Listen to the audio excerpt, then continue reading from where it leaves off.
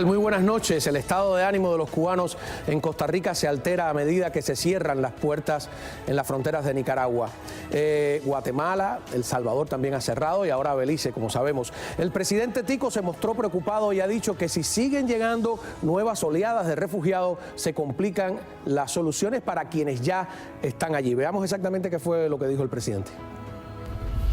Ahora bien, he de pedirles, por favor, que nos ayuden a trasladar a los demás cubanos y cubanas que están preparando su paso por Centroamérica, que no han llegado todavía a territorio costarricense, que no lo hagan hasta tanto no tengamos una solución para ustedes, quienes llegaron primero.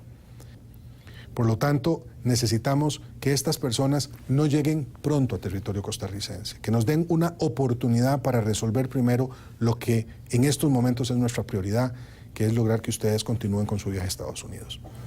Bueno, vamos a actualizar el tema y también vamos a analizar las conversaciones que La Habana y Washington acaban de iniciar sobre propiedades confiscadas. Uno de los aspectos neurálgicos en la discusión sobre el levantamiento del embargo, sin duda, porque aunque algunos académicos dicen que no, lo cierto es que el embargo es fundamentalmente una consecuencia de que Cuba confiscó las propiedades norteamericanas sin ningún tipo de compensación económica. Recordemos que hasta ese momento, cuando un país nacionalizaba una industria, acordaban un pago y un plazo para ese pago. Así pasó, por ejemplo, con la nacionalización del petróleo en México. En Cuba, aunque ese fue el término que se utilizó, en realidad no se trató de nacionalización, sino de confiscación forzosa, que alcanzó a los nacionales, es decir, un contrasentido decir que nacionalizamos una empresa que está en manos de un nacional. Pues bien, ahora resulta que por la cuenta que saca Cuba, es Estados Unidos el que le debe dinero. Ustedes verán. Bienvenidos al Espejo.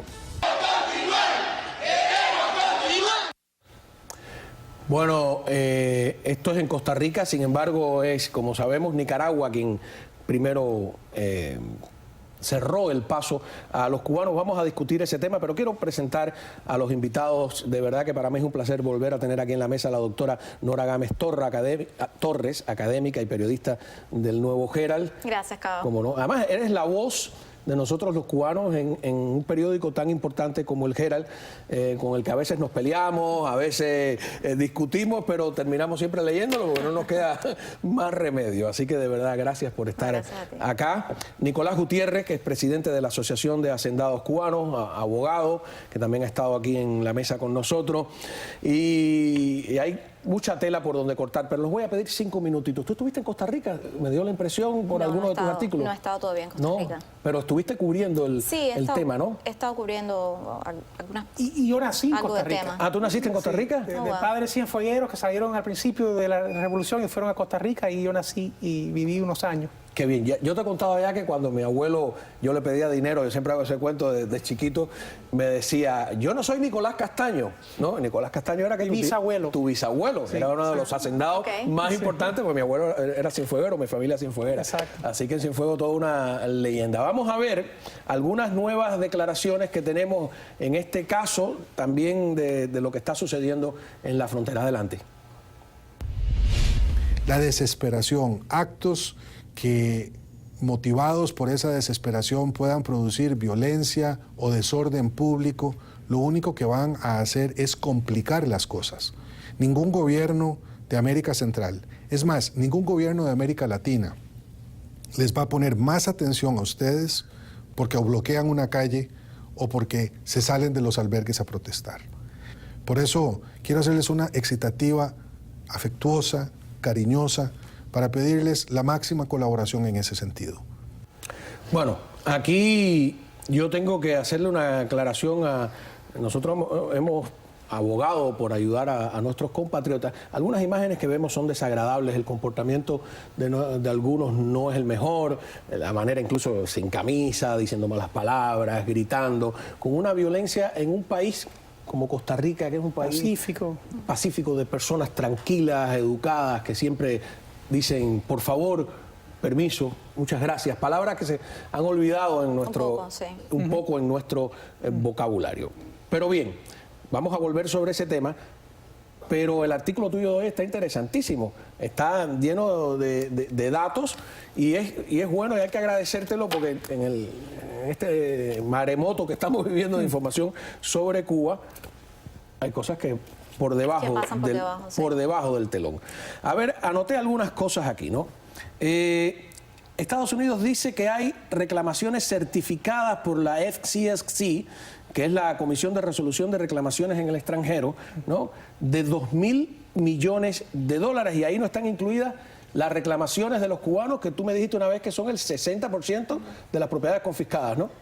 Ok, 60% de personas que viven en Cuba podrían pedir compensación. Bueno, estos 2.000 millones, que era el valor de las reclamaciones norteamericanas cuando la revolución las confiscó en el 60, era menos del 5% de la economía total cubana. O sea, la idea de que la economía cubana estaba en manos de los Estados Unidos... Totalmente erróneo. No, igual que eso de los el 80% de los centrales azucareros en el año 1952 estaban en poder de españoles o americanos. En el 59 se había invertido eso. Claro, son 2.000 y ese es lo que llaman el principal, el monto principal. Sin adjudicar los intereses que le 6% de simple 6% anual.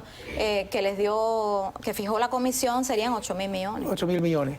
Pero, o sea, entonces eso quiere decir que hay 100.000 millones, entre 100.000 y 200.000 millones, que está repartido más o menos la mitad en gente que se quedó en Cuba, que nunca salió, y la otra mitad en el exilio, en los Estados Unidos y otros países.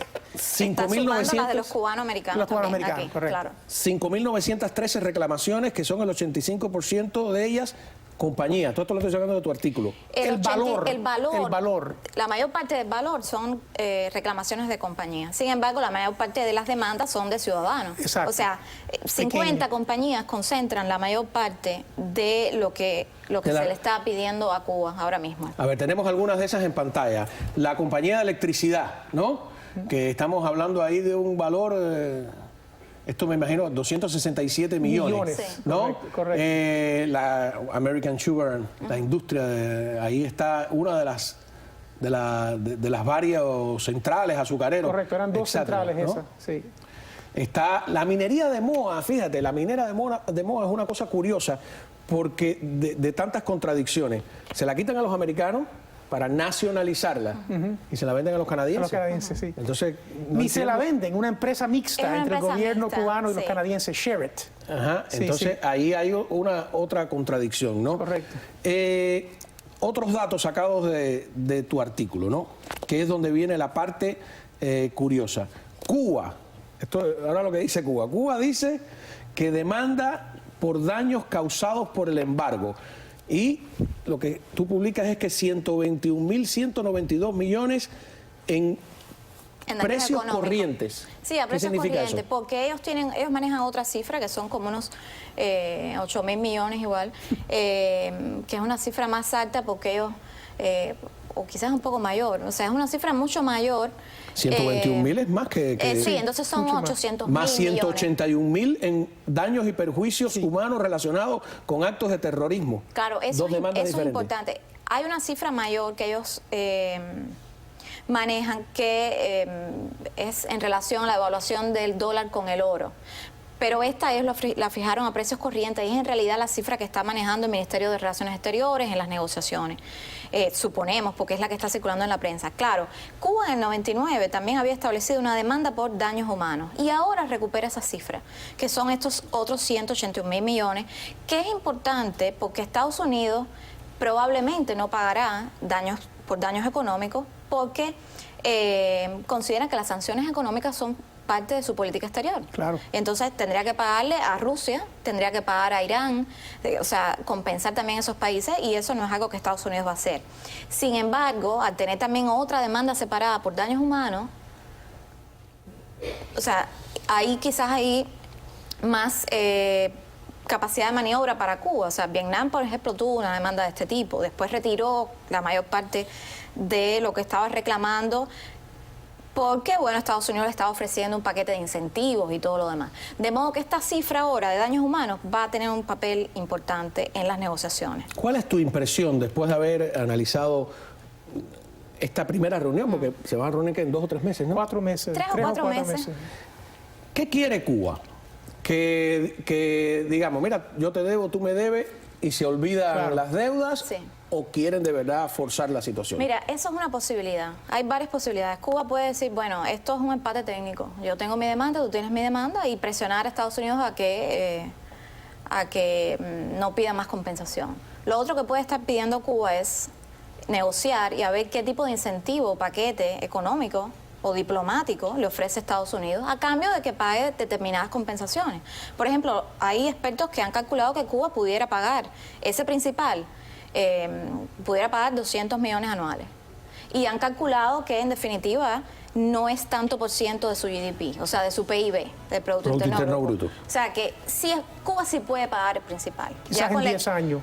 Quizás sí, en una cantidad de años que se pueda... ¿Tendrían la voluntad de pagar? Ese es el esa es otro la cosa. punto, ese es el otro punto. Claro, Cuba también no tendría que pagar, si está de acuerdo, no tendría que pagar todo. Pudiera ofrecer también posibilidades de inversión, posibilidades de entrada al mercado con capacidad de monopolizar un mercado, que también para muchos empresarios son condiciones ventajosas. Cuba pudiera, en casos excepcionales, devolver propiedades, a lo mejor para su explotación, devolver centrales azucareros. Sí, O sea, muchos de ellos están hay abandonados. hay expertos están planteando un menú de opciones que Cuba pudiera ofrecer si realmente está interesada en este tema de las compensaciones. Y Cuba le interesa, ¿sabes por qué? Porque Cuba quiere entrar a las instituciones financieras internacionales, como el FMI, como el Banco Mundial. Sí, esto es un antecedente. Este tema no ofrece ni seguridad para los negocios y una incertidumbre muy grande sobre la capacidad económica y la capacidad legal de Cuba de ofrecer garantías a los negocios extranjeros. Por lo tanto, Cuba sí está interesada, yo creo que en hacer algo.